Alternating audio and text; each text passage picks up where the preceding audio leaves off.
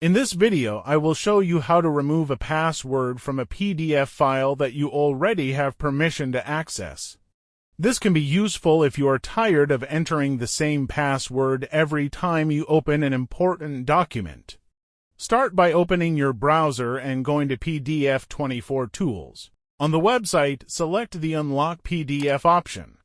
Then drag your password-protected PDF into the Upload window. To continue, you must know the current password because the tool cannot remove protection from a document that you do not have access to. Enter the password when requested and then click the Unlock button. Wait a few moments while the website removes the protection from the file. Once the process is complete, download the unlocked PDF back to your computer. After that, the document should open normally without asking for a password every time. This is a quick and convenient solution if you frequently use the same PDF and no longer need password protection on it.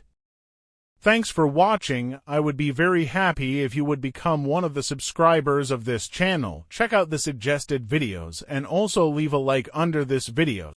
See you soon.